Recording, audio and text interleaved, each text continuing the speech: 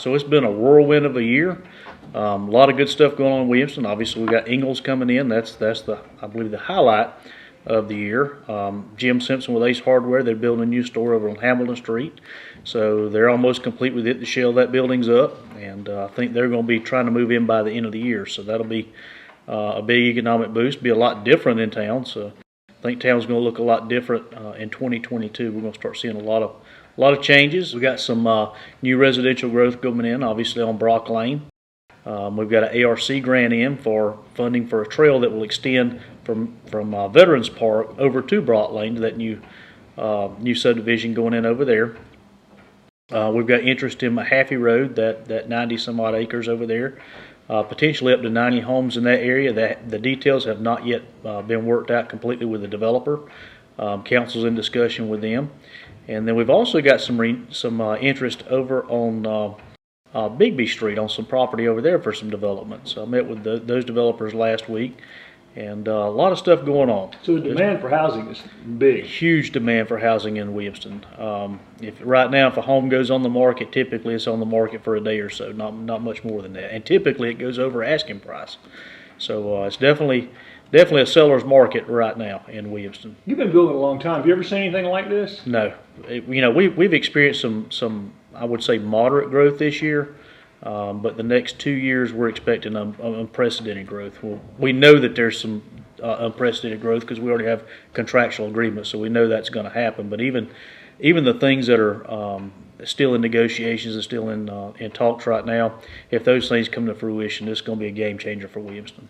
Any other new businesses you can have opened here? So we're expecting by the end of the year to have Rains on Main open, Rains on Main, and I think those folks are kind of doing a lot of the work themselves. So that's taking a little bit longer. Supply and getting materials has been really difficult in 2021. I know that with my company, we've placed orders. I was just checking a while ago in March, and our lead times is March of 2022. So that's 1 year for getting equipment. So that's definitely putting a little bit of a hamper on things. Coming to fruition as quickly as we'd like for them to come to fruition. Maple Bakery has opened up this year. Man, I'm telling you, those guys are killing it over there. They're doing a fantastic job. If you hadn't had a chance to go by, stop by and see them. They've got excellent bakery items and some of the best coffee anywhere around. What's your favorite bakery item over there? My favorite bakery, they have different things. So I think right now it's going to be the cheesecake Christmas tree they have up. Somebody brought me one the other day. I don't have a lot of time to get over by there myself. But they brought me one. I'm telling you, it was fantastic. I do like their breakfast muffins too. They got a really good blueberry breakfast muffin as well. Sure. So in addition to the normal decorations we put out, we've had renewed interest from our business owners to come out and put out displays. So we've done that this year. And one important thing we did this year that was a big hit, we had Envision Williamston and the Business Association partner together and bring in and have we call it the Holiday Winterland, the Williamston Holiday Wonderland. And so we had in snow machines, we had all kind of good stuff going on, free carriage rides through the park. We blocked off Main Street, and we was expecting several hundred people to show up for the lighting of the Christmas tree and the reading of the Christmas story. And actually brought in a bunch of kids here in the mayor's office. We did 2 readings of 'Twas the Night Before Christmas, so that was a lot of fun. We had cookies and milk for the kids, but whenever I walked out, I was unbelievably impressed. There were not hundreds of people, there were thousands of people out in front of Town Hall. We had local churches come in and they took part in the reading of the Christmas story, so it was an excellent opportunity. I haven't heard one bad thing about the event. So anytime you can bring people out to gather and to celebrate, particularly in light of all that we've been through in the last 2 years with COVID, it's definitely a good time. We've done a couple of different upgrades that were major upgrades. Number one, we brought in 60 amp circuits, pedestals for food truck vendors. If you'll notice, you come through, now you're liable to see a food truck or 2 in the park. So that expands our offerings too and some of the amenities that we're able to offer. But in addition, when we have events, we no longer have to bring generators out. They can plug right up, run their fryers, their air conditioning, whatever it is they need to do. 60 amps is typically able to handle pretty much anything they can come in, even the larger food trucks. So that's something most citizens wouldn't think about you needing as an upgrade. Well, listen, there's a lot of electrical out there in the park, so we still got a long ways to go, but we're working toward those things. And so we had that go on. We've also installed a mass notification system out in the park. And what that does, it will allow I can actually sit right here and make an announcement in the park from my desk here at Town Hall, or we can do pre-scheduled announcements, recordings, or even commercials of some of our local business that would play out in the park. The reason we put that in, I grew up in the 80s in the park, 80s and to some extent, I guess the 90s. I came back and after my military service, and I remember them playing Christmas music in the park, and that was always just a special time. Christmas in Mineral Spring Park is always special. And here with the Deck the Halls in Town Hall, and if you walk through those areas now, you will now hear Christmas music playing. But it also serves, as in addition to the Christmas music and the ambient sound of Christmas music, it also has a public safety feature as well. So we're able to notify if there's some type of emergency going on in the park, or even a severe weather or something like that. Those occupants of the park will be notified. So it has a public safety component as well. So pickleball is still on. We're having second reading actually tonight at our council meeting. That's going to end up coming in over budget, and the reason it's going to come in over budget is the soil that was down that's underneath the existing tennis courts has some issues, so they're going to have to do some soil remediation out there to cost about an additional $160,000. So council, we're meeting on that to vote on that tonight and make that determination. Should council vote on it, I would expect work to commence after the holidays, some point in time, January, February, to start the soil remediation, and then they have to have for proper paving and the application of the acrylic onto the pavement for pickleball. They have to have, I think, 70-degree weather or something like that, so it'll likely be spring before we'd actually see the transformation take place. Our town was founded on Mineral Spring Park. I dare to say, our people are our number one asset, but I dare say that our park, which is very likely the oldest public park in the United States, is definitely our second most important asset, following close behind our people. And so it's visited. It draws thousands of people out each year, and our objective is to keep it looking good and to expand those offerings that we have in the park. We've got several sewer upgrades have taken place. We've had water lines replaced on Green Street. We've upgraded those lines, so that's allowing for additional growth.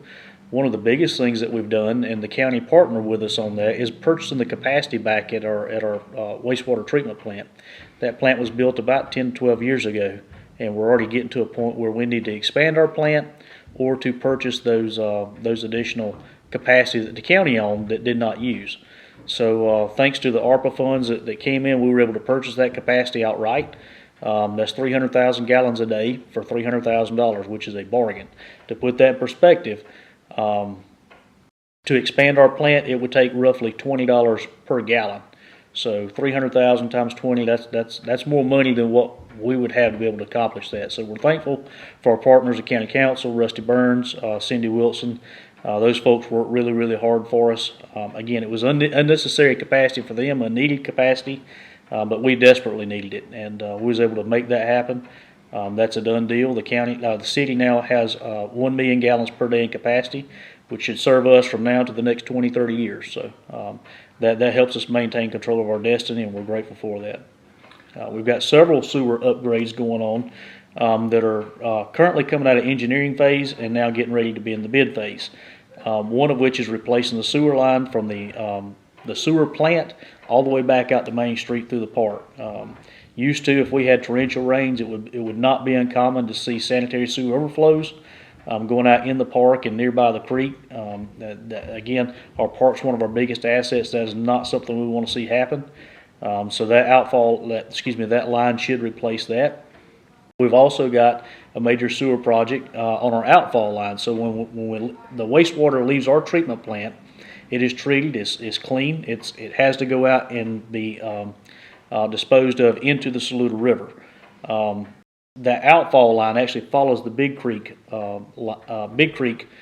pathway all the way to the Saluda River, and we found a location over off Big Creek Road in the middle of the woods. Very hard to access, but we actually found it using Google Earth Maps, a pretty major washout that had washed that line out, and so it's laying exposed on the side of Big Creek. It's not dumping into Big Creek, but it certainly needs to be shored up. So we received a loan to have that fixed, and the amounts are roughly $500,000 to have it fixed, but we found out recently that's going to be a forgivable loan. So once that work is complete, that loan will be completely 100% forgiven. So that's a big deal for Williamston as well. That's $500,000 we didn't have and didn't anticipate spending that we're going to have to spend. So we got several major projects in the works, some of which are in the grant phase, some of which have already been awarded, and some of which will be funded totally with ARPA funds. And that wastewater treatment plant I talked about first, from the wastewater treatment plant back to Main Street, we're paying for that outright.